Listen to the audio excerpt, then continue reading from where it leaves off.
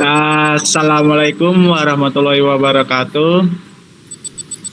Kami dari kelompok 10 ingin mempresentasikan analisis sentimen pada ulasan YouTube Ekspedisi Atap Negeri Channel Versa Besar. Next.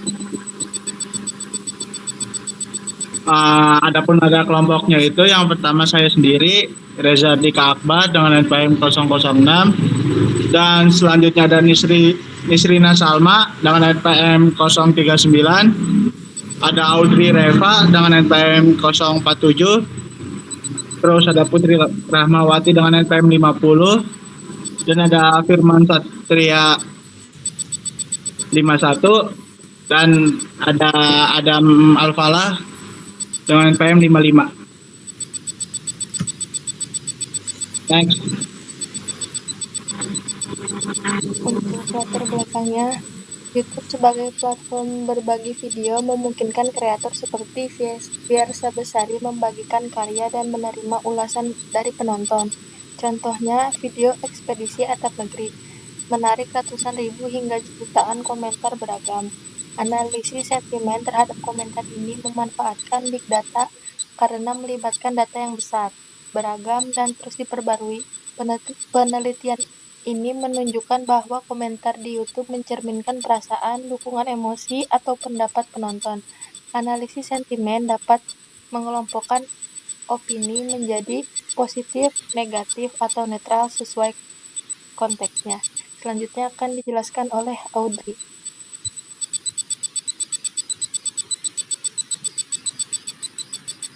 Baik, di sini ada tujuan dan sasaran. Tujuannya yaitu tujuan umum dari analisis sentimen pada ulasan YouTube adalah untuk memahami dan menilai opini, perasaan, dan respon audiens terhadap konten video di playlist Ekspedisi Atap Negeri pada channel YouTube Fiersa Besari, sehingga dapat memberikan wawasan yang lebih mendalam dan strategis bagi pembuat konten, pemasar, dan pihak lain yang terkait. Lalu sasaran yang ingin dicapai pada analisis sentimen ini adalah mengidentifikasi tren untuk mengefisiensi konten dan mengetahui opini audiens terkait konten ini. Next.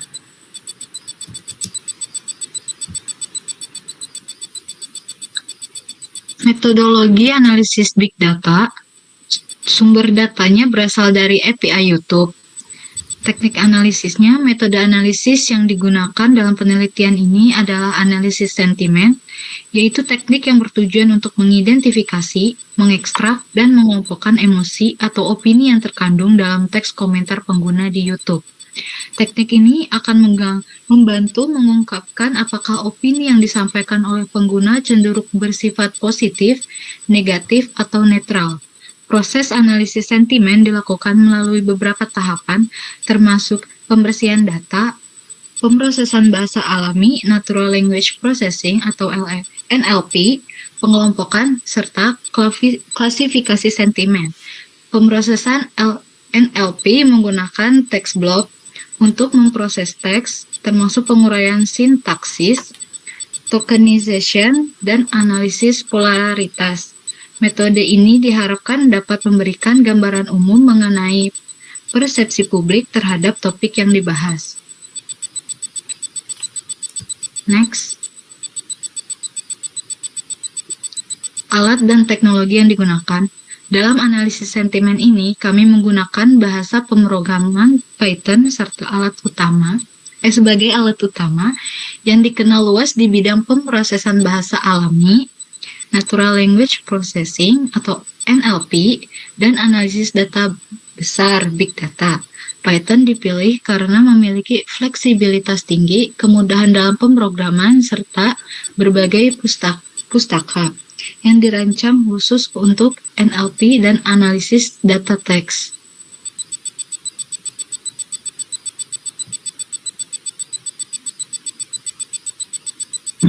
Untuk codingannya itu sendiri bisa dilihat itu di kolom pertama itu, dia itu memiliki semua pustaka di atas diinstal sehingga dapat menggunakan dalam proyek Python yang melibatkan analisis data, visualisasi, dan pembelajaran mesin dan pemrosesan bahasa alami. Next itu yang kolom kedua itu, kode ini bertujuan untuk memastikan bahwa komponen pangti dan stopwatch dari pustaka NLTK itu tersedia dan dapat digunakan dalam proyek NLP.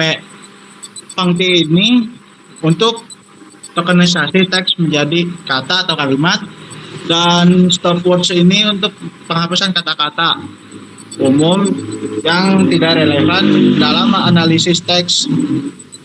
Next, yang kolom keempat ini bisa digunakan di sistem berbasis Linux, tetapi dapat diganti jalurnya sesuai dengan direktori tempat data NLTK berada. Next, dilanjutin sama Audrey.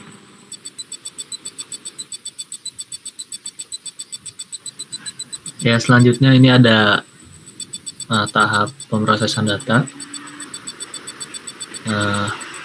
Bisa dilihat di sini, digulir aja. Di sini cleaning data ya, yang mana data teksnya akan dibersihkan yang tidak dipakai. Next.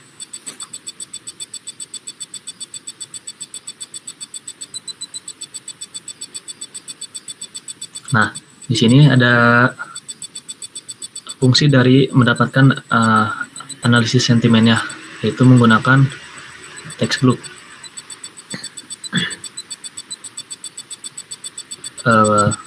Di sini untuk mendapatkan hasil yang mana komen yang bersifat positif, yang mana yang komen bersifat netral, lalu komen yang bersifat negatif. Next. Nah, di sini kita menunjukkan hasil dari visualisasinya. Bisa dilihat dari hasilnya, yang mana komen netral mendominasi atau lebih banyak isi komennya itu bersih netral. Lalu ada juga positif yang kedua dari netral. Lalu negatif itu hampir tidak ada. Next. Mungkin dilanjut ke PPT.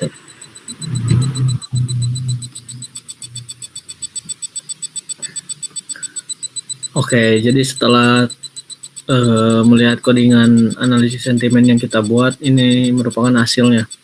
Nah, hasil dari analisis tersebut, mayoritas komentar netral menunjukkan bahwa banyak pengguna yang memberikan komentar deskriptif, netral, atau informatif tanpa menunjukkan emosi tertentu, emosi positif ataupun negatif.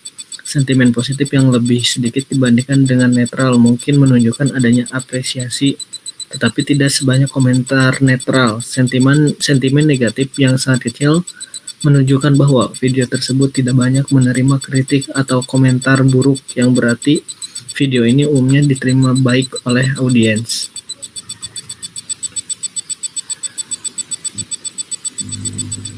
Lalu di sini ada kesimpulannya, reprocessing teks berhasil menyederhanakan komentar asli dengan menghapus elemen-elemen yang tidak relevan seperti angka, tanda baca, dan stopwatch. Analisis sentimen menggunakan text block memberikan hasil kategorisasi sentimen positif, netral, dan negatif berdasarkan polaritas teks.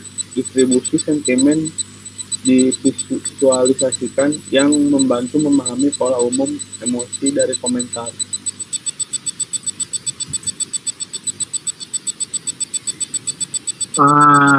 Baik, cukup sekian dari kelompok kami. Bila ada kata-kata atau yang salah, mohon dimaafkan. Kurang lebihnya mohon maaf.